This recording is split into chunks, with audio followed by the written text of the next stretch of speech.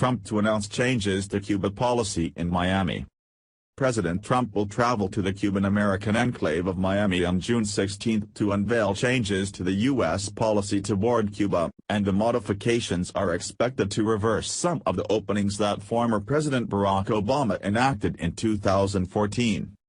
Trump threatened during his presidential campaign to completely terminate Obama's opening, which re-established diplomatic relations between the Cold War foes after more than 50 years of isolation. Over the following 2 years, the Obama administration created new openings for Americans to travel to the long-isolated island, for U.S. businesses to operate in the communist nation and for Cubans to visit the U.S.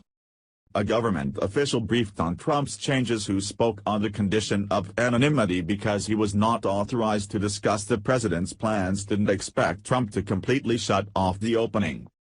The embassies that were reopened in Havana and Washington will likely remain open, and the governments are expected to continue working on a variety of diplomatic issues.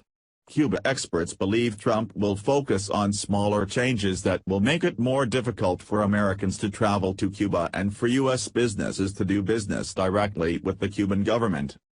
Whatever the changes look like, it will be a departure from Obama's strategy of engagement. His administration argued that 50 years of diplomatic isolation had done nothing to end the rule of Fidel Castro, who died in December, and that engaging and empowering Cuban citizens was a more effective way of getting the communist government to change its ways. Obama punctuated his opening by becoming the first sitting U.S. president to visit the island in nearly a century, a trip that featured a speech that was carried live across Cuba, a meeting with Cuban dissident leaders and a joint appearance at a baseball game with Cuban President Raúl Castro.